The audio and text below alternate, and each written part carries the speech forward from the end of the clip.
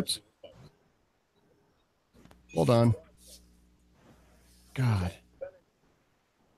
You think I'll be able to get this right by some point? Let me try it again. Okay.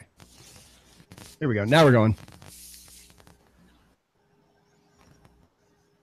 The views and opinions expressed in this podcast are those of the individual co-host and do not reflect the official policy or position of the Firearms Radio Network and or their employers. Viewer discretion is advised. This is especially true on our live shows. Broadcast for shooters, hunters, and gun enthusiasts. This is the Firearms Radio Network. The bandwidth for this episode of This Week in Guns is sponsored by Patriot Patch Company. PatriotPatch.co. Welcome to This Week in Guns. This show is brought to you by the Firearms Radio Network and Patriot Patch Company. And this show offers commentary on the latest firearms industry news, information, and buzz. I'm your host, Sean Herron. I'm going to introduce our panelists tonight. Our producer, Kenny Ortega, put together a listener appreciation night. We're joined by Ryan Barker. He's a hunter, firearms enthusiast, and fan of the show. Ryan, thank you for being here. Thanks for having me, Sean. You bet, man. Also in the house, Jonathan Harris, gun enthusiast, fledgling comp shooter, and one half of the Gun Life Partners. Jonathan, welcome. Thanks for having me, man. You bet. Also joining us tonight from the We Like Shooting show is Aaron Krieger. He wrote The Most Loved Person in the World. I don't think that's true, Aaron. I think there's somebody. My mom says it's true. I don't even think she loves you more than she loves your brother. No. Well, welcome to the show anyway. Thanks. Perfect. And before we get started, I want to talk about two of the companies that help support this show and keep it on the airwaves. Patriot Patch Company. Aaron, anyone else? Did you guys see the Patriot Patch Company Patch of the Month for December? Yeah, that thing looks awesome. They do. Listen, their Santa Claus last year was fantastic with the suppressor, the Silent Night. Yep. And they hit it out of the park again this year. And then the first year they were doing that was the what was that? A stocking? Yes. I missed out on that one, and I'm actually really bummed about that because their stuff is just like collector's items at this point. I agree. I've got them all. So go to patriotpatch.co, join the Patch of the Month Club, buy a shirt, buy a cleaning mat, buy other patches. I promise you will not regret it. Even if you don't collect patches now, you will when Patriot Patch Company gets a hold of you. And last but not least, Manticore Arms, brand new sponsor of the show, keeping us loud, live, and entertaining every single week, except for the weeks when we're not, like on Thanksgiving week. But Manticore Arms they make amazing parts, accessories, and other stuff for your ARs, AKs, AUGs, Tavors, Scorpions, and all kinds of other stuff, whether it's hand guards, they stocks for certain things, safety selectors, muzzle devices, all of it's available. ManticoreArms.com, coupon code TWG10. So let's get right into it, guys, and let's talk about the first story in the notes there. We got Black Friday breaks single-day record for NICS checks. We keep hearing that we're in the Trump slump, so on and so forth, but not this Black Friday. We weren't. Gun checks for transfers and sales were over 200,000 for the 24-hour period. You know, I think that's a result of a surplus of firearms out there. Just the prices are so low. It'd be ridiculous just to pass them up, to be honest with you. And I think that had something to do with it. I mean, that's all. Like, go ahead. Oh, that's fine. Oh, yeah. I mean, you were saying to think Freedom Munitions or somewhere was selling them for like $250. Like, you can't beat that with a stick, you know. So, yeah, it was. It's incredibly cheap. Yeah, for sure. It was a lost leader, definitely, and I don't think they had a ton of them, and they sold out pretty dang quick, which left people pretty mad. But yeah, the deals were out there for. I mean, I've seen high points for $86. And I think I know, but you know, it's still a gun. The thing is, everyone bulked up for the Hillary onslaught, so everyone just all these companies bought tons of firearms to have in stock just in case for that run of the Hillary run, and they got shafted when Trump won, and like you said, the Trump slump. So seeing that they are stuck with this inventory, they can't bring in new inventory until they pull this out. I think they're selling almost just above cost just to make it so that they can re-inventory and get better guns or new guns or something different in there. Yeah, I agree. Anyone else have anything to add to that story? Yeah, we tried to go to Bass Pro, and we missed it. They were all sold out. We were going to get a one of the Pocket 380s. Now, what kind of deal did they have on them there? It was like $199 or $299. I don't remember exactly what it was. It was cheaper than normal. I think it was $179 even. Yeah, and I hear that a lot. A lot of people miss a lot of these deals. So yeah, I agree that there is a surplus. People have over manufactured. Now they're sitting with a lot of stock on their shelves and just trying to get rid of them so they can, meet payroll and do things like that. But the deals, while they were out there, they're not all that cheap. I mean, we've definitely seen some pretty killer deals, but I think I've seen. We saw M&P Shields for $280 with a $75 rebate about 3 months ago, or between 3 and 5 months ago.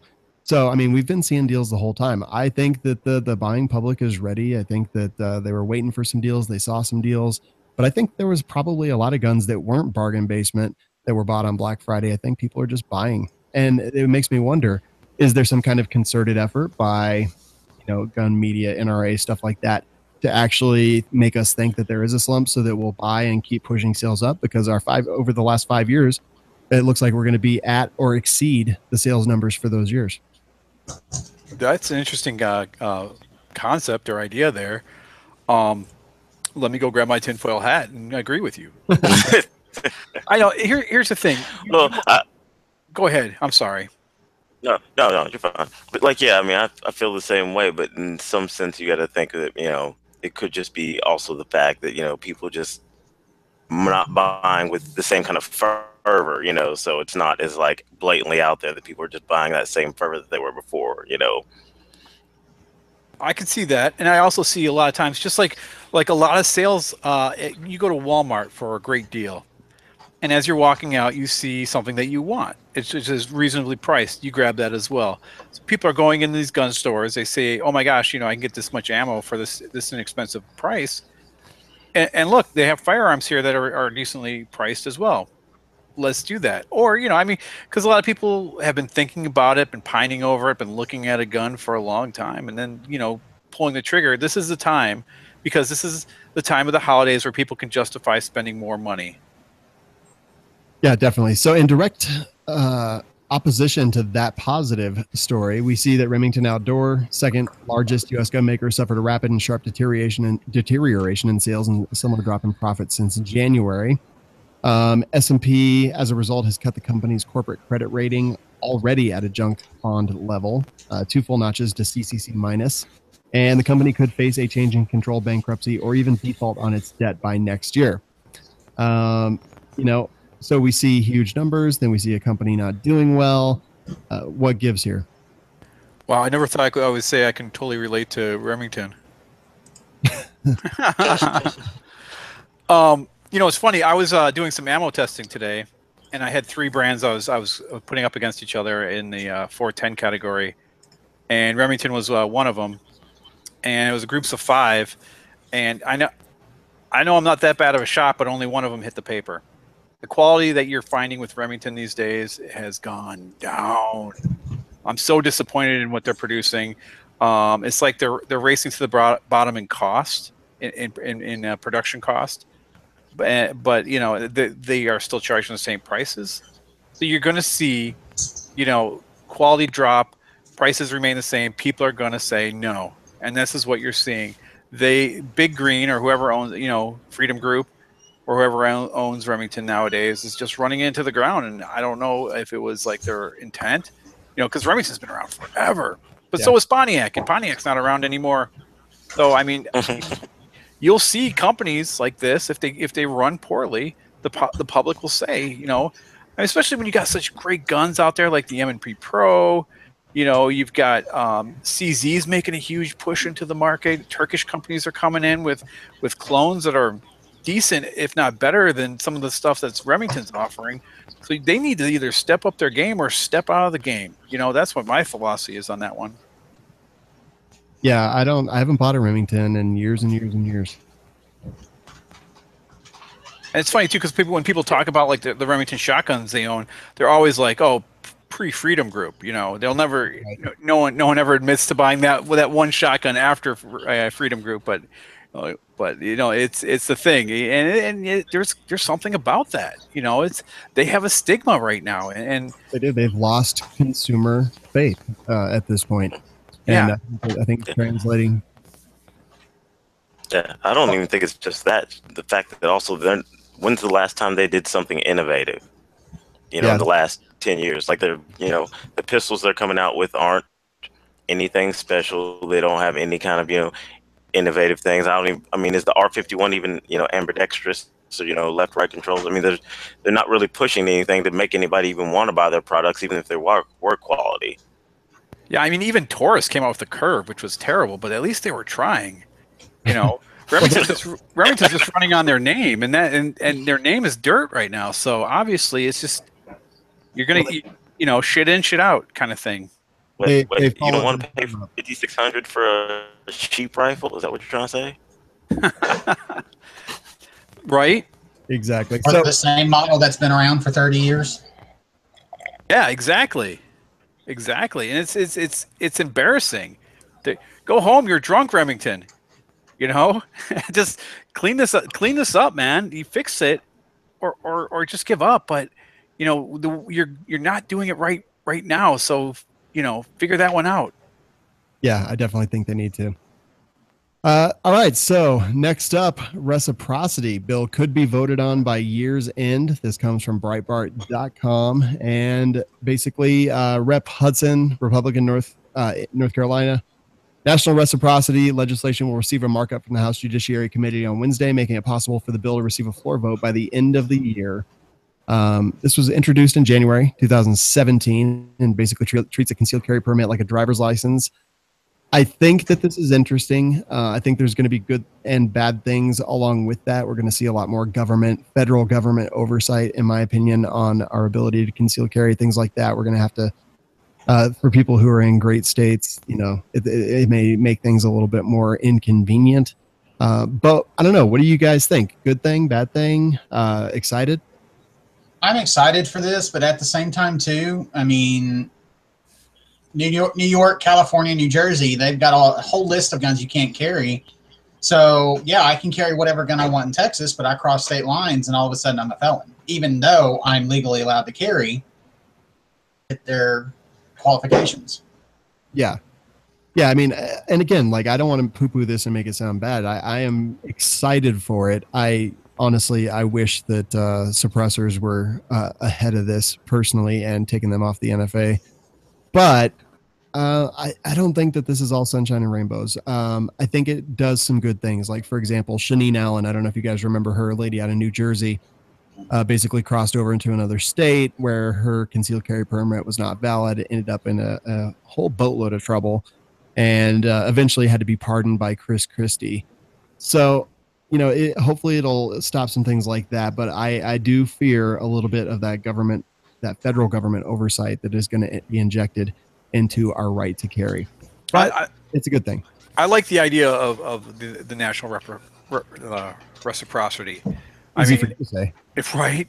When I was in Illinois, I was like, well, I have a CCW, I can carry. Well, no, you can't. And I'm from Michigan, and we're one of the states that have reciprocity with every single state that offers reciprocity. Which is a big deal. I think it was like 32 or 36 states that I can carry in. But it didn't even click in my head until just now that if that gun is banned in that state, I can't carry it. Well, yeah, this is a huge thing, and it's going to take years and years if it gets passed. It's going to take years and years to get it to where it's even something that's reasonable and works even remotely. Like we hope that it's going to work. I mean, let's not forget, this is the federal government. This is we've got states who allow recreational marijuana, but it's a federal crime to own a gun and have a red card for medical marijuana or even recreational or anything else like that. We're going to end up with a lot of the exact same stuff, and I think it's going to be a nightmare for a little while. But again, I mean, end of the day, ultimately, I'm excited for it. I think it's a good step in the right direction. There are things that I would prioritize ahead of it, but look, I don't get to pick. Yeah, I just like the fact that they're giving us cake back. Tons the federal government gets involved in something, you know it's going to get messed up. And then my biggest fear is the fact, are they going to try to do like some kind of like federalized standard as far as like it takes to get a CCW permit? So that's my big fear. Or Yeah. Or if you want to carry in another state across the country, you can only carry this or this model.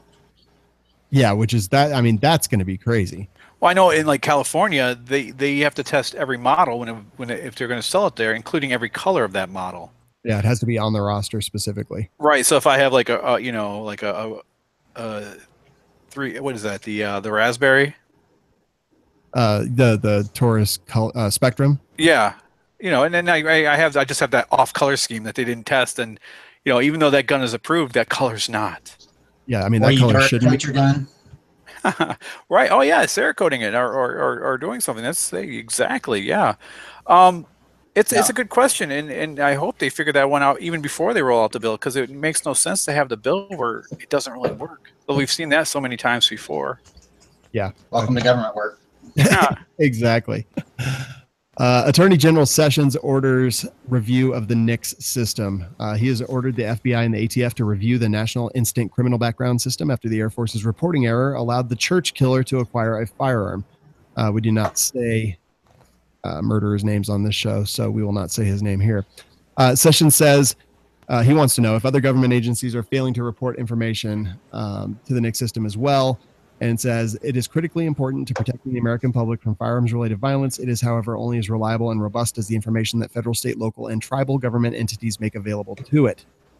Obviously, a huge mistake for the Air Force not to report the domestic violence of the murderer, which allowed him to acquire firearms even after going through legally mandated background checks. Huge mistakes were made. Now, what changes is that going to result in? You guys nervous about it, or do you think it's a good thing? Well, they just changed the form. Oh, I'm sorry. Go ahead. Nope. After you, sir. With my concealed carry license, I don't even have to go through the NICS check right now. So that's actually pretty cool. I kind of wish that it was like that in my state as well. Yeah, where you get the exemption clause. Yeah, I would really like to have that personally, but you still have to fill out the 4473, but they just fill it out. They don't actually have to submit it. Yeah, I mean, I don't mind filling out paperwork. It doesn't affect me. And here's the thing: is we always say that you've gone through the process to get a concealed carry permit, a concealed handgun permit, whatever they happen to call it in your state. And I've been fingerprinted, photographed, questioned, background check, local background check, national. I'm about as clean as it gets. Well. Not physically, but I've gone through all that. So it would be nice to actually see a little bit of reward for all that, with all that work, effort, and energy that we put in to demonstrate that we are not criminals. On top of that as well, I mean, it's my big fear is, if they do too much tinkering with the NICS system, it suddenly becomes like the NFA system. I mean, because it's all basically the same system, and then next thing you know, we're waiting months instead of, moments. Completely agree. All right. Anything else on that one, guys? The Firearm blog reports that approval wait times are dropping.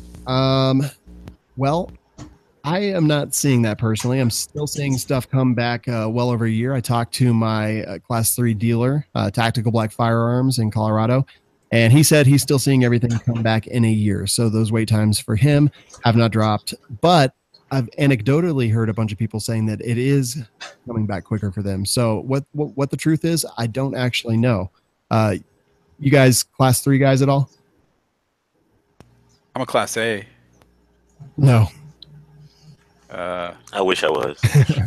So here's the thing too, man. It's, when you do mean times like that, math in the mean sense, yeah, it's a bell curve. There could be guys who are getting them back super fast, and there could be guys who are getting them back super slow. The average, those guys on the front end of that curve could really be skewing all the data. And what I think is, honestly, a lot of people are getting back their SBR tax stamps quick, which is 4 to 5 months.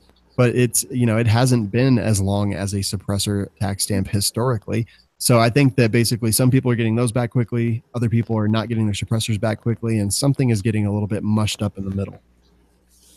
Well, and how many of those are brand new versus a returning? suppressor tax stamp historically. Yeah, exactly. Someone's watching the show while they're on the show. No, it's not me. It's my wife. Perfect.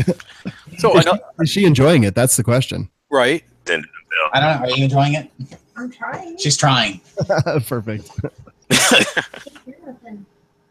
All right, awesome. Yeah, so I don't know. We'll see kind of how that goes. We got a couple things here. County in Missouri considering allowing guns in county buildings after the recent spate of shootings. So I think, we always talk about these knee-jerk reactions, but this is kind of the knee-jerk reaction that I like to see. They understand that there's a problem. They understand the solution to that problem, considering letting their citizens work on that. What do you guys think? It's nice to see. Well, how are they going to enforce it too? I mean, in Texas, you can carry in the building, you just can't carry in the courtroom.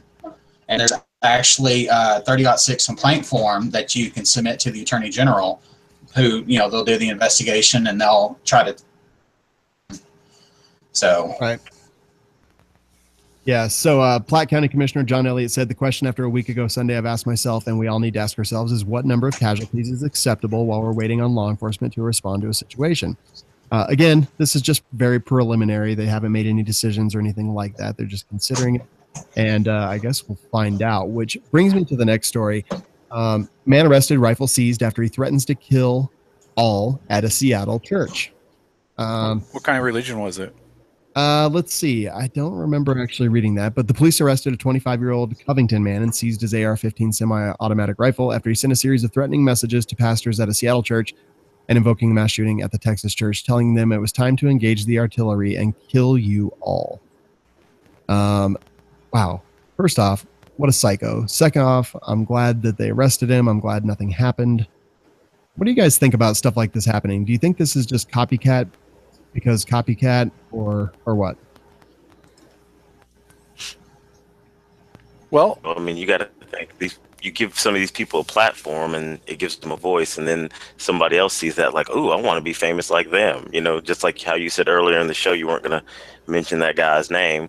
They put his name all over, the media and stuff, and people see that and like, oh, I want to be that guy. I want to be famous like that too, So I think it does breed some of that copycat kind of mentality.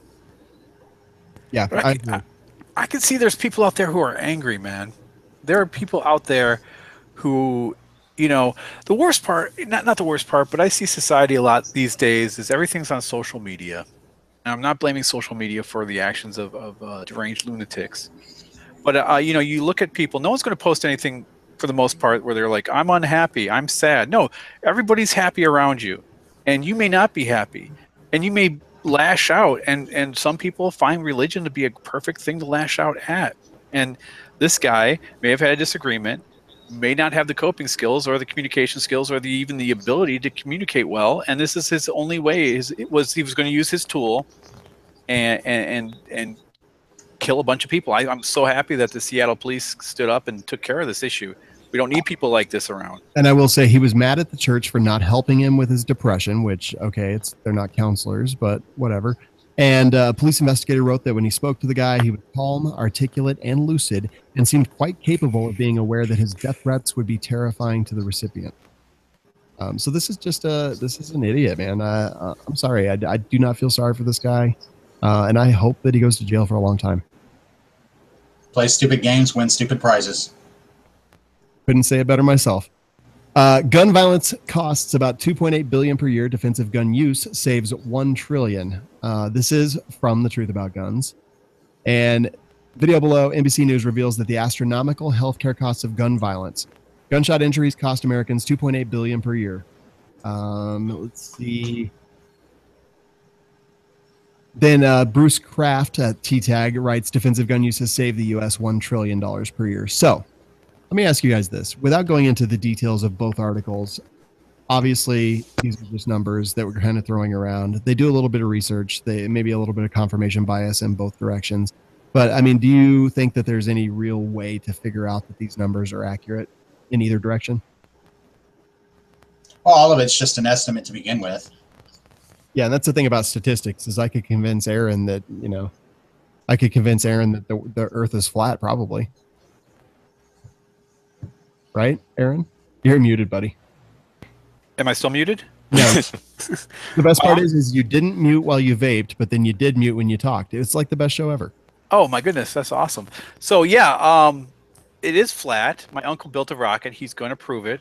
Okay, perfect. And in regards to those numbers, I mean, gun violence costs $2.8 billion per year. That's a provable number. You just look at how much medical costs. However, medical costs are inflated. It's blah blah blah.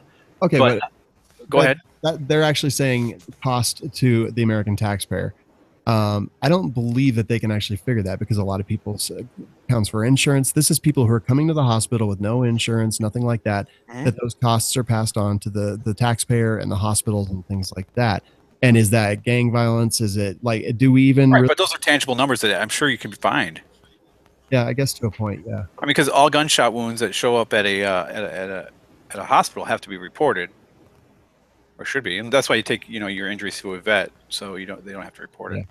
All right. So the way that they figured this out is, according to the Arizona state government, in February of 2008, a human life was worth $6.5 million. They went to the inflation calculator, punched in all the numbers. That gives us a current value of $6.93 million. So figuring that the average defensive gun use saves 1/2 of a person's life as gun violence predominantly affects younger demographics, that gives us $3.465 million per half-life. So putting all that together using a low estimate of 1.88 million defensive gun uses per year, we find that the monetary benefit of guns by way of defensive gun uses is roughly $1.02 trillion per year. I disagree with those numbers. I know. I mean, first of all, I know people, and I rarely meet anyone that's actually worth that much. Well, yeah, no, I know people that are worth like $1.99. Yeah, and that's at the end of their life, not even like in the current form. They're not like Bitcoin at all. Exactly. But that number is untangible. It's like just like, hey, look at it. We've saved $1 trillion with defense. I'm an advocate for defensive gun use, but throwing out inflammatory statements is something I abhor. Abhor. It's one of the reasons that I'm not a huge Truth About Guns fan, is just stuff like that. And look, the NBC News video.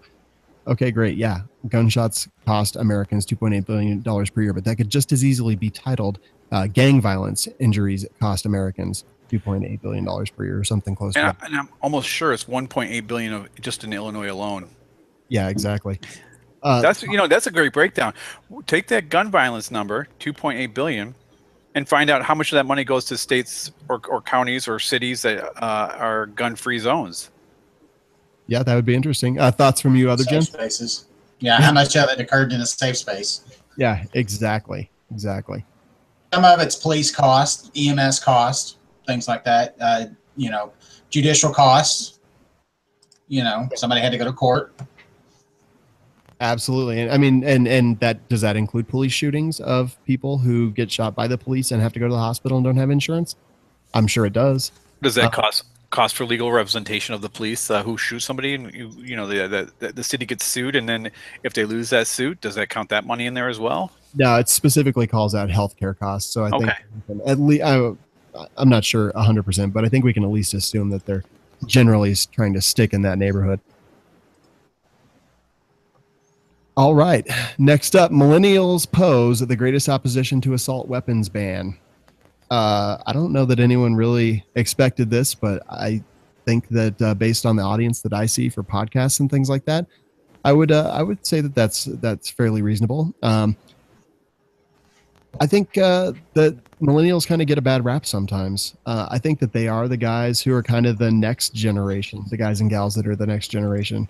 You guys, are you millennials, or do you know any that like guns? I'm 35, so I'm either right there or I'm just after. So. And you love the guns. Yes. I love guns, yeah. I just turned 35, actually. Nice. So you guys are both half of Aaron's age. Oh, haha. And yet I'm still younger than Sean.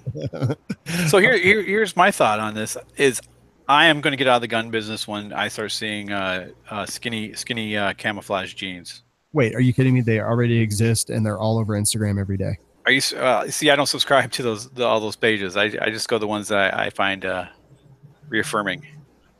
Perfect. I don't know. I think that millennials kind of do get a bad rap. I think that sometimes they're, these are the guys who grew up playing Call of Duty. I played Call of Duty. My kids are millennials.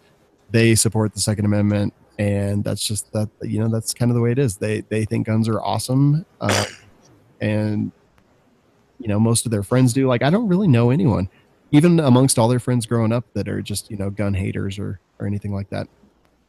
Oh, but you got I those think another 18-year-olds who, and they're snowflakes and they don't have a clue what they're talking about. Yeah, true. Jonathan? Well, I think another you have to think of how many people don't trust the government now, this side of things. So they don't trust the government, so they want to have guns because they're, those snowflake people that are so worried that the government's going to come and do all this crazy thing and Nazis are going to run everywhere. So I think you also have some of those people that are now like, hey, I want my guns too, to be able to protect myself from the quotation mark Nazis and all that. And good. That's what I want to see. I want to see people LGBTQ culture. I want to see them getting into guns. I want to see all different races, creeds, colors, religions. I want to see all of them getting into guns. That's the way we do it. We have good people out there. We've got Schwell and we've got Argo J and all those guys out there bringing in a whole different demographic. And then we've got Colion Noir bringing in a whole different demographic. And then we've got the Pink Pistols bringing in a whole new demographic. I want us all to be in the same place shooting the same guns. I don't care if it's the Taurus Spectrum or not. Let's get all the colors of the rainbow and let's go shoot a bunch of bullets into targets and let's have some fun. Yeah, it's a human right, not a race right or a religion right, Yeah, exactly. The Bill of Rights doesn't grant us any rights. It just protects the rights that we have. Right. That's my thing. Whatever gets them on that page, more power to them, Yep. And then, like I said, they'll start caring, and hopefully that'll make them want to fight for gun rights as well, Yep, completely agree. Guns America reported that a bipartisan gun deal reached. A bipartisan group of senators reached an agreement on a new gun bill Thursday aimed at improving the FBI's background check system. So this is just a follow-up, basically, to the story we discussed earlier, known as the Fix NICS Act. It's designed to ensure federal and state authorities are submitting relevant mental and criminal history records to the FBI's NICS system. So it looks like they are going to do it, but the bullet points requires federal agencies and states to produce NICS implementation plans focused on uploading all the information, holds federal agencies accountable if they fail to upload relevant information, rewards states who comply with their NICS implementation plans through grant preferences and incentives, reauthorizes and improves important law enforcement programs to help state governments share relevant criminal record information, creates a domestic abuse and violence prevention initiative, and provides important technical assistance to federal agencies and states who are working to comply. So doesn't seem too incredibly damaging just from the 30,000 foot view, but I have three issues with this. First of all, it wasn't a civilian issue; it's the government issue that's screwed up that whole thing. Yeah, it wasn't some dealer; it was the Air Force. Right. Second of all, it says to hold federal agencies accountable. When is the last time have you seen a federal agency being held accountable? And what teeth does it have to hold them accountable? In what sense accountable? Does someone get fired? Do they get fined? I want to know what accountability actually means besides sitting in front of Congress and getting yelled at. Yeah. And the third thing is God, I know I had a third thing here because I always roll with threes. I just I would love this process if they actually implemented it to streamline it instead of adding more layers to it. Streamline it, make it easier for us to get our guns faster, our suppressors faster, our SBRs to make the tax stamp process faster. Yeah, I mean, and this is Nick's, but I don't care if it's Nick, Phil, Dave, or Bill. Jonathan. Yeah, I'm with Aaron as far as like the accountability. They're just gonna have people stand before Congress and get some little sound bites, and that's gonna be it. But the other thing that also concerns me is the fact about the grants. The fact that they're talking about giving these states grants and money. You add a little money in there, and then you have the easy way to corruption. Because what if the government somebody else is in power and they're like, hey, we'll give your state some extra money. You add some extra people on that list. That maybe maybe there's a gray area if they really need to be there or not. Yeah. Well, that's the way true. the government operates is, we want you to do something our way, or you're doing it our way, so we're going to pay for it. But if you don't do it our way, we're not going to give you the money. Yeah. It's all about the money. Yep, absolutely. It all comes back to the money. With the money, we have the power. There is a Texas Democrat, Sheila Jackson Lee, who is introducing things that mandate that both licensed dealers and individuals wait 7 days after buying targeted guns, ammunition, and accessories before transferring the item. Is she crazy? Like, I don't even want to say anything else really about it. It's called the Gun Safety Not Sorry Act. What? So that's just her spitting in the face of every gun owner in Texas. That's all it is. Yeah, I'm like, I thought Texas wasn't. I don't understand. It's so weird. Yeah, I mean, I can go walk to my neighbor's house and pick up his gun, and he can pick up my gun, and no big deal. Yeah, and that's how it should be, in my opinion. But yeah, she wants waiting periods, 7-day wait period for guns, ammunition, and accessories, and I think that's crazy. Wait, Sean, you're okay with people picking up other people's guns? I don't accessories. Like what? Like why do I need to wait 7 days to go to get a target? Right. Or you make people wait 7 days to go get a chainsaw or a hammer? Like, oh, well, you might hurt yourself. You got to wait 7 days to make sure it's going to be okay before you buy these nails. Yeah, but guns kill. Remember, chainsaws and hammers don't kill. Guns kill. Well, what about a chainsaw? I forgot about that. Yeah, what about a chainsaw that's on the front of an AR? We probably better have background checks and mind blown. All right. So anyway, Sheila Jackson Lee, shut the heck up. That's all I'm going to say to her. So guys, we always talk about gun control people, the people who support gun control. Their goal is the complete abolishment, banishment, and disappearance of all guns in the universe. They may say they want common sense gun laws. They may say that they want this and that and do it for the children, but that's not really what they want. What they really want is for everything to go away. So we've got Gabby Giffords. Now, she has come forward and says that she wants muzzleloaders, AR pistols, and 50 calibers included in NFA regulations. This is from guns.com. Her group, which is being now advised by a former ATF agent, David Chipman, just basically saying, look, bump stocks are a problem. We didn't know about these. Now we know about them. What else is there? Her organization put out a report entitled Lethal and Legal, and it holds that aftermarket binary triggers, trigger cranks should be controlled the same as machine guns. Since this ATF guy is actually working for her, he also said the gun industry has exploited the NFA's reference to single function of the trigger. Okay, that's fair. That's actually true. Also saying shotguns capable of holding 12 or more rounds are destructive devices. Let's see. And the pistols, AK and AR style pistols, used a design that is a clear attempt to circumvent the NFA's attempts to closely regulate short-barreled rifles. So basically, she's saying that all these fringe cases that basically only exist because of gun control laws, now we should add more gun control laws so we can figure out more fringe cases. What are you guys' thoughts? All my muzzle loaders become NFA items. Suddenly, I become really cool and popular. Right. Except, I don't know. Would you retroactively have to pay the tax stamp?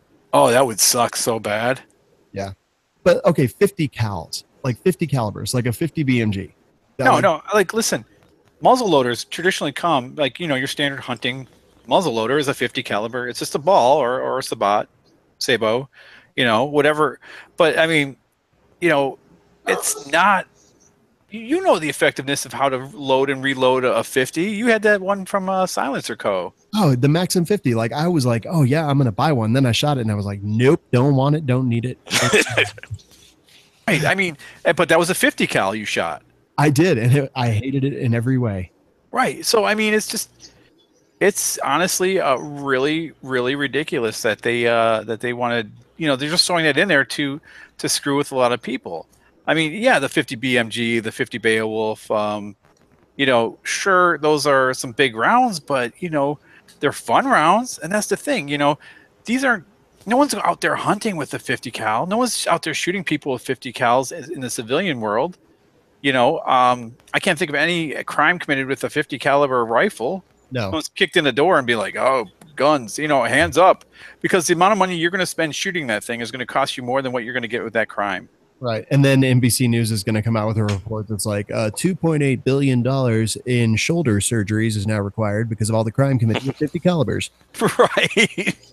Yeah. I guess that's my thing. Like, oh man, show me the list of all these crimes, that've been committed with muzzle loaders and AR pistols and everything else. But I'm sure the statistics are billions and billions of times smaller than, some of the other crimes. So it's like, why are you going after these things that nobody even uses for crimes? It's just more to just try to push that gun control agenda because it's scary. It's like, oh, that 50 caliber. Oh, it sounds scary. We got to get rid of that. Absolutely. Right. Yeah. And that's what it is. It's a fear-based fear mongering. But what that really does, and you're going to be surprised, is when you start involving muzzle loaders and 50 cals, you're going to start involving hunters who normally are sitting on the sidelines when it comes to gun control. Because a lot of the guns that are targeted in gun control are AR rifles or pistols or the AKs and those things, and hunters traditionally don't use those.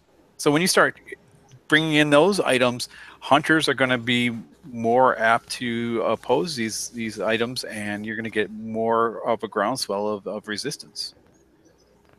Well, and you got those hunters too. Like you're saying, they don't hunt with an AK, they don't hunt with an AR, so they don't care. Their 30-06 that they single shot 30-06 that they've been hunting with for 100 years, they don't care. Right, exactly. Yeah. And I see that. I went out with some friends one day, and they all had like these hunting rifles, and we were just out shooting one day, and I brought out like a bunch of ARs and a bunch of crazy pistols and stuff. And these guys were going goo over my rifles. And I'm like, man, I don't know what you guys are, because I've always had these rifles. You guys, on the other hand, have these really sweet hunting rifles, and these things are badass. Like the damage a hunting rifle can do comparatively to a damage that an AR it's not even comparable. The 308's a strong round, but the 30-06, oh my God, it's pretty impressive. So it's hilarious when you look at this and you say, these dangerous black guns, these ARs, but when you really look at it, it's these hunting rifles that are much more deadly, they go farther, they hit harder, they go faster. I mean, these are the guns that will penetrate body armor, steel plates and stuff. These are the guns that, that they can't go after because of the hunting contingent, and the hunters sit on the sidelines, and that causes so many issues. So if you're a hunter out there and you don't, you're just like, well, this doesn't affect me, it eventually will. It reminds me of an old poem. As a Jewish guy, we hear a lot of these things. First they came for the Bolsheviks, but I wasn't a Bolshevik, so I didn't say anything. Then they came for the doctors and the lawyers but I wasn't a doctor or a lawyer or a teacher. I didn't say anything. And then they came for me, and there was no one left to speak up. And that's what's going to happen. You don't speak up now. Eventually, no one will be there to speak up for you. Yeah. When I first got my hunting license in Arkansas, you have to take hunter's education. And they showed us a video where, a guy wanted to go hunting, and they went into this dark room with somebody sitting way up on high, one round to go hunting with. And that's all he had. So that's where they want to go. They want to give us that one round, and that's it. Yep, absolutely. And Aaron, like you just said, all I've got to really say to that is Baruch atah Adonai Eloheinu. Oh, you're getting down on that, man. Nice. But Mr. Vanu, share Hanukkah. All right, great. So we want you to support your local podcast, support the Firearms Radio Network. We would love it if you would join the ranks of the people that support this show. You can go to patreon.com/FRN to support the Firearms Radio Network. Also, firearmsradio.tv/Amazon. Christmas is coming. You've probably done some shopping already. Start your shopping there. Just do your search. It'll automatically give the Firearms Radio Network a portion of the proceeds. Doesn't cost you a penny. It's easy. Just go to firearmsradio.tv/Amazon. Now, guys, this is the segment where we talk about things that kind of offend us. Gabby Giffords already kind of irritated us once. I want to start off with another one. Giffords asks web hosts to shut down ghost gun sites. I'm not going to get into a big, huge diatribe about net neutrality and things like that. If you'd like to hear that, you can listen to the We Like Shooting show this week.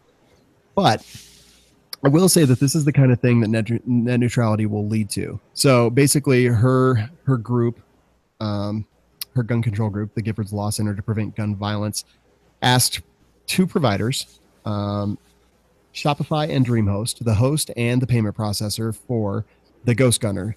And basically what that is, it's defense distributed, has their little mill that'll do 80% receivers, 80% frames, all kinds of different things like that. We've covered this on this show and other shows on the Firearms Radio Network as well. But she is asking them to basically invoke their ability to disable and terminate the websites. And that the sites sell the sort of products that have already caused scores of senseless deaths and are likely to cause many more unless taken off the market. So this is ridiculous. So far, no action has been taken by Shopify and or DreamHost. And Cody Wilson from Defense Distributed and GhostGunner.net said that the products are legal and in compliance with federal regulations, and there is no legal requirement that he conduct background checks. He still tries to take precautions to make sure the weapons aren't used for nefarious purposes. Yeah, I mean, she is on a mission. Calls tonight for stricter gun control. I love autoplay video. But what do you guys think about this? This is the kind of thing that she puts pressure on the ISPs if we lose net neutrality, and this becomes something that could be a lot more realistic in our very near future. You know, there are sites out there that promote anti-Semitic. They're out there that promote anti-Black, anti-Hispanic, anti-Arabic, but it's the you know, they have those rights. It's the freedom of speech, and you know, no one knows how stupid you are until you open your mouth, kind of thing. To say that a firearm, you know, these sites are you know, less bad. I think those sites, you know, entice more violence than these sites that sell firearms. So I think it's just idiotic, a pipe dream, and just. But the worst part is, well, I think all these things, and I'm actually kind of scared that they might actually make it. You know what I mean? Yeah, I agree. You other guys? Yeah, I'm with Aaron as far as that. Like, you know, I'm a black dude, you know, so you know, KKK. Obviously, I don't, you know, not a big fan of. But you know, I feel like it's not, we have freedoms in this country for a reason, and they have the freedom to put whatever they want out there, you know. And to the fact that you're wanting to shut somebody down for selling a legal product just because you don't like it or you think it's scary, you know, is ridiculous to me. Like, and because then it's like, where does the line go? What's next? Like, oh well, you know, we gotta shut this place down because they have like gun ads or something on there, or you know, whatever. You know, it's never gonna stop until, you know, there's no guns anywhere, and then they still probably won't be happy. They'll go after knives and rocks next. Yeah, totally. And you know, I mean, I've been on YouTube and I've seen videos of death and dismemberment, and yet gun stuff is bad. You know, it's like, wait a minute. Yeah. So my buddy Robert runs Kanaw's Tactical Group was advertising a medical class that I'm teaching December 16th in Colorado Springs, Colorado. And it actually, the ad had run, spent about $50 running the ad, and then they just took it out and said that it depicted surgical procedures. All it is basically wound packing a pork roast. So he came back and said, well, it's not a surgical procedure, it's just a pork roast. And they said, well, nope, too bad. But, you know, all the beheading videos that I've ever seen in my life, I saw on Facebook. But, you know, pork roast, forget about it. Yeah, or you know, those Dr. Pimple Popper things on YouTube. You know, yeah. I mean, that's a medical surgery. You know, I mean, it's the same kind of thing. You know? I have not seen that, but and I will definitely avoid that. My fiance loves that crap, and it's like, come on, nobody wants to watch that nasty Yeah, stuff. my wife likes that too. Does she, Ryan? That's gosh. Yeah. I mean, But the other sometimes thing, it's too, interesting, you know. It's like they're going after Ghost Gunner. You're talking about $1,700 machine too. Like it's not like, you know, it's a humongous market of people. Like, there's not like, you know, all these people going out and paying $1,700 for the machine anyway. So I don't understand that effort. And I do want one though. Well, in regards to like an 80% lower is also considered like the Ghost Gun. dude, 80% lowers are expensive. It's cheaper just to buy an aluminum milled out one. You know, I agree. Between the jigs, the bits, and the lower, you're like, this is an investment. I'm not in. right? Yeah. Well, if you're going to make just one, then yeah, it's definitely not worth it. But if you're going to make 10, Yeah, but those jigs, man, they don't last forever, especially running next to a router. Yeah. I know. I've gone through a couple of them. Guys, check this out. Let me paint a picture for you. A teenager gets drunk, walks into a fire station, holds a knife to his throat. Cops show up. The teenager advances towards the police. The police officer uses a rubber bullet, shoots at the teen, hits the teen in the head. The teen is subdued. The teen is taken to the hospital. Because of pressure and swelling in the cranium, they have to cut a portion of the skull out, but the teen survives. This is a suicidal teen who advanced towards police officers with a knife. Well, that team and his personal injury lawyer, or I'm sorry, his civil rights lawyer, has just been awarded $1.7 million by a jury against the police officer and the department. And I feel like I'm living in crazy world. isn't that the plot to Incredibles? Yes, it is. I just don't understand. And I will say before I turn it over to you guys, there's a comment that says, "Well, I hope you learned a valuable lesson. Shoot to kill next time." Yeah. I mean, like, that's ridiculous. Like, I mean, especially like every time there's like a cop, people say it's like, oh, why aren't cops using rubber bullets, or why not this? And here's the fact where that was done, to save this life, so that kid didn't have to die. And what happens? You get sued. So what do you think? Do you think they're going to take that extra time to grab that rubber bullet? Like, 1.7 million. They might be grabbing the hollow points instead. Yeah, why couldn't you just shoot the knife out of his hand? I'm going to play devil's Walker, advocate Texas with this Ranger, one. man. I'm going to play a little devil's advocate here, okay? All right. Because it reminds me of the McDonald's hot coffee case. Okay. And let me refer to that first. The McDonald's hot coffee case is where someone just spilled hot coffee in their crotch and they got awarded millions of dollars, and everyone was in uproar that they got awarded millions of dollars. Of course, coffee's hot. Okay. Right. What they didn't know was the coffee was like almost 200 degrees hot, and it was way too hot, and it shouldn't have been that hot. So here's my thing. I know a lot of cops. Not a single one of them carries rubber bullets on them. They, however, do have rubber bullets for their ARs, or their shotguns. So my question is, did this guy show up with an AR or a shotgun instead of a pistol to subdue this kid? Why not use a taser? You're in close contact. I mean, it took a lot of thought for him to have to use the rubber bullet. Now, it could have been, hey, we got a suicidal teen, and they loaded their pistols up with rubber bullets. But I don't know the whole story here. I don't know what they used to shoot the kid. I can understand how they would prosecute or defend the case from the plaintiff's point of view. The captain says, we think they showed great restraint in utilizing the devices they had rather than resorting to deadly force. The ambulance chasing lawyer. Okay, I guess that's unfair of me to do that, to characterize him like that. But he said the kid is a victim of unreasonable force. Okay, so what do? Someone comes at you with a knife and you've got a split second to react. What do you do? But, it's not like they were standing there with their hands in their pockets. No, they were standing there pointing guns at a person with a knife that then advanced towards them. Right, and no one these are police officers, so no one had a taser. They go over 20 feet. That taser thing. I mean, there's plenty of videos where people advance. You can taser somebody in advance with a knife and still get stabbed. Yeah, I agree. But I mean, and I'm not saying we should just, but if they're going non-lethal, go non-lethal. And rubber bullets, I don't know if you guys are aware of this, are still bullets just encased in rubber. So, I mean, they are projectiles going very quickly. They do hurt. They go faster than sim rounds. We wear a lot of protective gear. So does a taser hurts too. Right, but a taser can't put your eye out unless you get shot in the eye with it, I guess. How many cops do you think we'd have if it was a reasonable expectation that if someone comes at them with a knife that they have to respond with a non-lethal force? Listen, I'm okay with lethal force here. I'm okay with that. They should. But my point is, I don't have the full story, so I can't say, this guy was wrong for suing them. This guy was, did the police take adequate steps if they're going to use non-lethal to use the non-lethal, use the proper non-lethal. There is, there is a level of threat level and non-lethal to lethal that you need to go by. This guy came at you with a knife, sure, shoot him. I'm okay with that.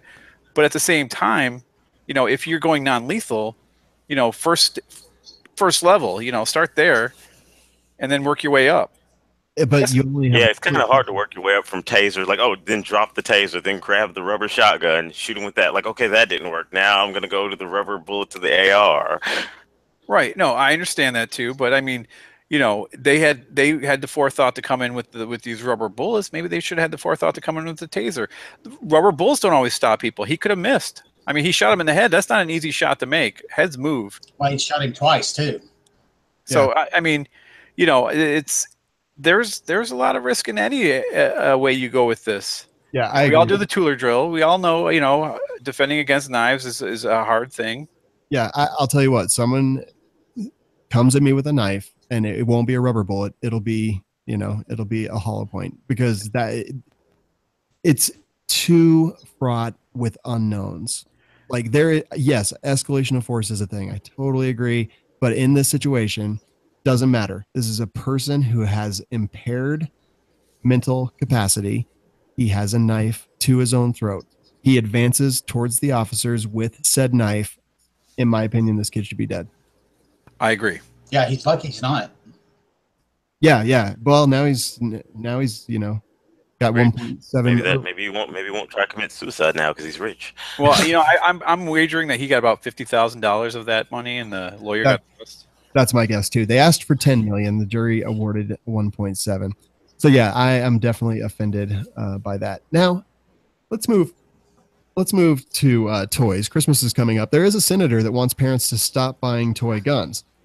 He is going to introduce some legislation that makes the guns more obviously toys and things like that, because apparently things like black paint don't exist. So we're going to do that. But in the meantime, he wants parents not to buy any toy guns or anything like that. And until imitation guns are made safer, parents should stop buying them. This is a Connecticut Democrat, and in my opinion, an idiot. Thoughts? Yeah, you can take any gun. It doesn't matter what it is. I mean, how many Nerf guns have you seen that have been made into real guns? Or at least they took the casing off the Nerf gun and put it on a real gun. Doesn't matter what you're going to do. If people want to get around something, they're going to get around it.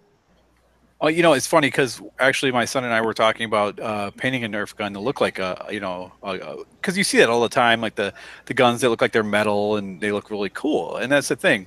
I'm okay with that, with doing that. I think it's really stupid, whatever this guy's doing, because he would be really bummed with what he finds under my Christmas tree this year. Yeah. Well, same thing here. Like I do airsoft and like some of the military simulation games and stuff, and those guns look real, but why are you telling parents more just to educate their children? Like, hey, if you have a toy gun, you shouldn't be waving it around to people, simple thing like education. But like, no, we can't educate people. People are too dumb to educate their own kids. Like, we got to pass a law, and that way that'll fix everything. Yeah, right. I mean, whatever happened to personal responsibility? Listen, if your kid's out there and he's got a toy gun, good. If he's out there with a real gun and something bad happens, then he needs to take responsibility or responsibility needs. But we don't need to tell people how. We can't be a nanny state. We got to stop that. I agree. It's only getting worse. Yeah, it is. It is. And this is Senator Blumenthal, by the way, famous Vietnam War veteran. Oh, nope. He lied. Stolen valor. Stolen valor. All right. Oh, man, I'm offended by that one. And the next one, Philadelphia bill could force businesses to remove bulletproof glass because bulletproof glass is apparently racist. Oh. Yeah. Controversial bill would force business owners to take down bulletproof glass, basically saying if I guess I'll start at the beginning here. This bill is working its way through City Hall, designed to regulate stop-and-go liquor stores. It would force business owners to take down bulletproof glass inside their stores.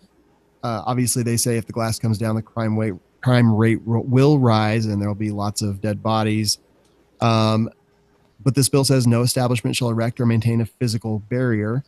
And she wants to put controls on these just specifically because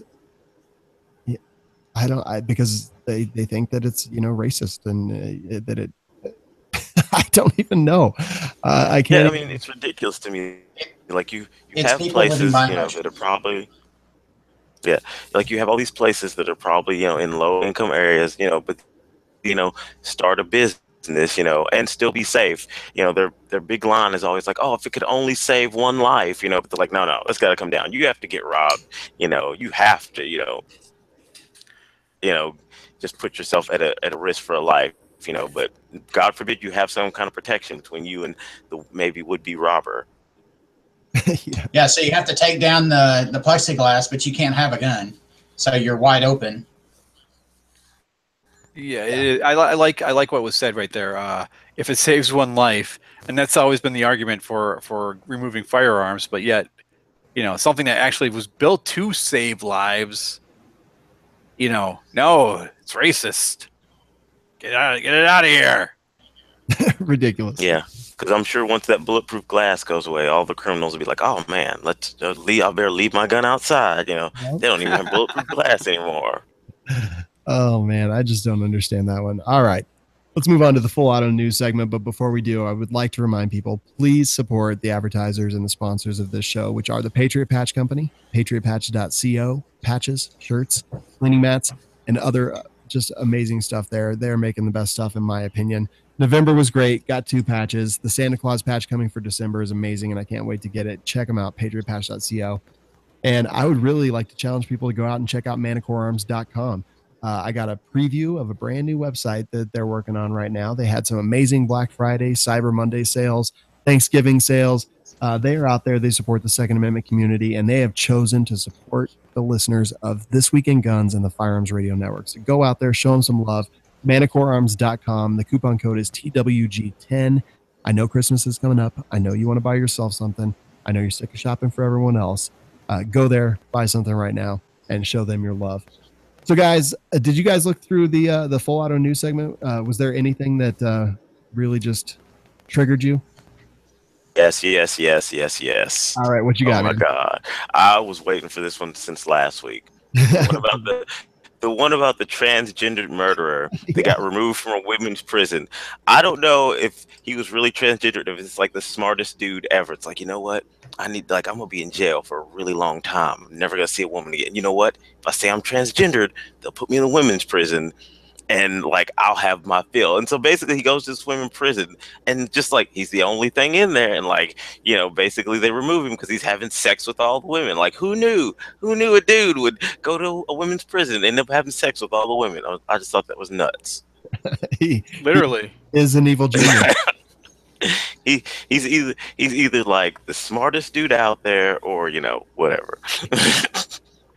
Seriously, or something. I hope if I ever go to prison, I'll be like, I'll just get a fake pair of boobs put in me and be like, dude, I'm a girl. Aaron, you don't need a fake pair, buddy. No one would still probably want him. Admittedly, it's better than going to a men's prison and having a lot of sex. So I mean, well, he did get transferred back to the men's cell block. So hey, look, he's gonna be really popular over there now. No, that's bad. Oh man, how about you, Ryan? Pastor saves wife and daughter by shooting the intruder in the head. All right, lay it on us. So guy comes in, the wife, I don't know, I guess she was coming through the door and she yelled. And so he got up and shot the guy in the head, killed him. I wonder. I think the guy's still alive. I wonder if this is that same cop that shot the kid in the head when he rushed him with a knife, because we're hearing a lot of headshots. It's like The Walking Dead is having an impact. Right. Well, I'm wondering if he would have killed him, would he have done the last rites? Yeah, well, I don't know. I'm sure he probably would have, but thankfully the pastor's not facing any charges, nor should he. No. And the dude that broke in, of course, he's going to face charges. So. Yep, absolutely. And this happened, let's see, Georgia. So they've got good gun laws there. And again, did he have the ability? Did he have the opportunity? And did he have, and was the family in jeopardy? Those are the 3 things that you have to meet to basically have a good self-defense shooting. So ability, opportunity, jeopardy, and then preclusion in some states, which means, trying to escape the situation. But sounds like he hit those three right on the head, if you will. What I'm curious too about the wife, because it looks like she was coming through the door as I guess the intruder was coming in the door. So, was she carrying? What was her mindset, other than just yelling out for help? Right. Yeah, that's I don't know. That's a good question. Aaron, how about you? Did you find anything that you loved? Oh, I did indeed. All right, what you got? Well, I was drawn in by the title of it. Let's see, where was that? New Punisher, second Charles Pastor trans. Where was that? Oh, you know what? No, nothing. I was thinking of the stories at the end. Oh, the ones in the overflow? Yeah. No, where was it? It was about the police officer who lost his gun, the sheriff. That's under the Punisher, isn't it? Yeah, it's in there. Oh yeah, I'm sorry. Yeah, sorry, Sean. Library. Over it. I didn't see it. Prescott Valley Police Chief misplaced his gun at the library. Now I was all excited because I'm like, oh man, here's a sheriff who's well educated. He hangs out at the library. But then when I read it, he was there for a town meeting and he left it in the bathroom. And I'm like, ah. All right, let me ask. Go ahead, Ryan. If you were really smart, you could probably gone to that library and gotten a free gun. Right. Well, the kicker, if you read the story, the kicker is it was there for 4 days. He didn't realize it for 4 days. It's like how, so so first of all, people always say that police are the only ones should have guns. This is, oh yeah. So he had his gun and left it at the library for 4 days. It's like, how did you not realize you didn't have your sidearm for 4 whole days? Like, there's probably a donut or something shoved in the holster. My belt. I went to a wedding 6 months ago or so, and I forgot mine. I was so exhausted. Went to church, didn't have it on, and then we went to the wedding afterwards, and I felt so naked. It wasn't even funny. It was weird. Yeah, I know exactly what you mean. I've got 7 guns within just reaching distance right here.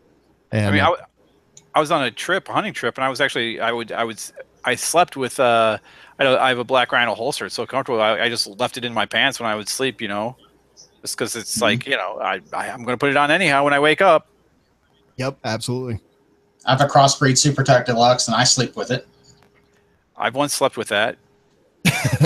Oh, you mean sleep with? Yeah, sorry, no, it's completely different.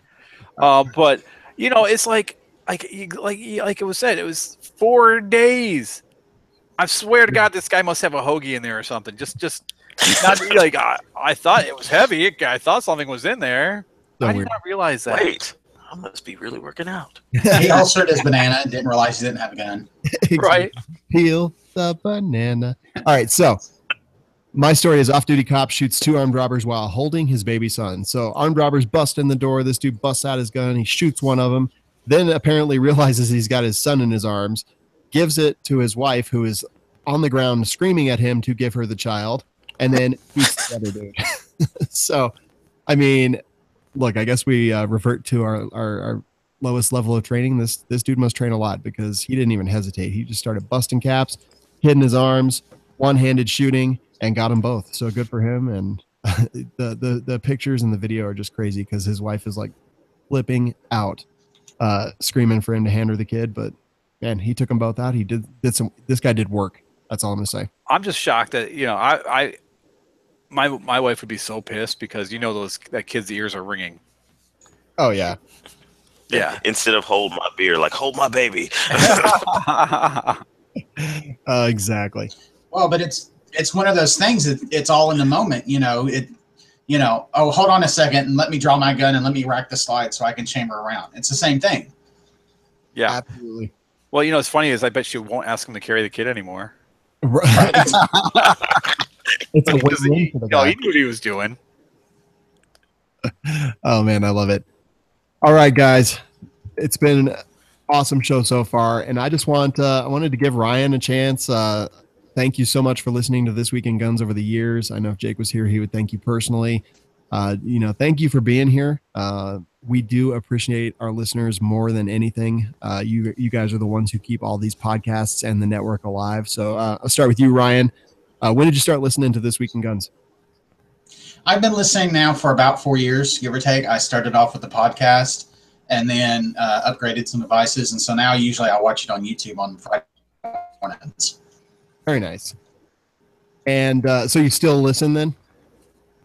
Occasionally I listen, if I'm out and about. And normally that's one of my things I listen to. I listen to Shooter the Gun, Paul Marco, all the time. Yep. So I normally, I listen to him Monday through Thursday, and then on Fridays I'm in the grad program, so I get to listen to that episode, and then This Week in Guns, and then I get to watch whatever else. Very cool. So you're still consuming the content of This Week in Guns is what I meant to ask. Oh yeah, definitely. All right, good. When Jake left, everyone was like, "Wait, Sean from We Like Shooting? What's happening right now?" Well, there's definitely been a little bit of a format change, and so that's taken a little bit to get used to. But you still have the same flow and everything. So I still enjoy the show. Awesome. We'll get it back to its former glory days soon. And Jonathan, how about you? When did you start listening? I just want to know why you asked the white guy first. I'm just saying no. Right? Sean's so racist. I saved the best for last. It's the beard. Exactly. No, I got into podcast about 1.5 years ago, and this was like one of the first ones I started listening to. So very cool, man. And do you listen to other shows on the Firearms Radio Network? Yeah, I'm a big We Like Shooting guy. I like Civilian Carry Radio. I've got the whole Firearms Radio Network, on a follow on my podcast app. So that's awesome, man. Well, I do want to point out that you mentioned the show with a bunch of white people before you mentioned the show that has a black host. Oh, I'm just saying, Well, Baraka's show came later, so. And hey, you said it said earlier, fledgling competition shooter. What are you shooting? I'm doing a lot of I'm doing a lot of steel challenge matches. I want to get into like USPSA and 3-gun, but it's just about finding the time to do all those kind of things. So. And what's Gun Life Partners? It's a thing that me and my buddy started. It's a joke. So his wife was getting mad because we were like hanging out all the time, building ARs and, like all this other stuff. So she used to be like, "Oh, your boyfriend's coming over today." So like one day, it's like, you know what? You tell her I'm your gun life partner. I'm not your boyfriend. So we kind of started that and started some other stuff. So we just try to promote, guys getting out there with a buddy, going shooting, just try to, tell people, to get out there and shoot more, train more, but, because people are more apt to do it if you're going to do it with a buddy. So that's kind of the idea behind that. Very nice. And Ryan, getting back to you, Hunter, did you get anything this year? I don't have any land to hunt on this year, so I haven't even bought my license yet, unfortunately. Oh, man. Just want to rub that in on my face, I'm sure. We're trying to find something that we can, either lease or buy so that we always have a dedicated place where we can go hunting. Yeah, that totally makes sense. I absolutely agree. All right. And then Aaron, thanks for being here, man. Where can people find you? Man, find me twice a week on the Firearms Radio Network on We Like Shooting and We Like Shooting Double Tap. Very nice. And what do you do there? What would you say you do? I produce shows. I also am one of the hosts of both shows. I would also say that I'm the lifeblood. I'm like the mortar that keeps us all together. While Sean is hurting cats, I'm hurting cats. I don't know what that means, but it makes me nervous. Meow, brother. All right. So Ryan, Jonathan, Aaron, thank you for joining us this week on This Week in Guns. Thanks for having me. Yeah, thanks for having me. Been a pleasure, boys. And before we get out of here, let's just remind everyone, please leave us an iTunes review. Just go to iTunes, search for This Week in Guns, and leave us a review. We really, truly appreciate it. Help the show by shopping our Amazon affiliate link, firearmsradio.tv/Amazon. Become a Patreon, patreon.com/FRN, and support our advertisers, the Patriot Patch Company and Manticore Arms with TWG10. This Week in Guns is produced by Kenny Ortega and is a production of the Firearms Radio Network.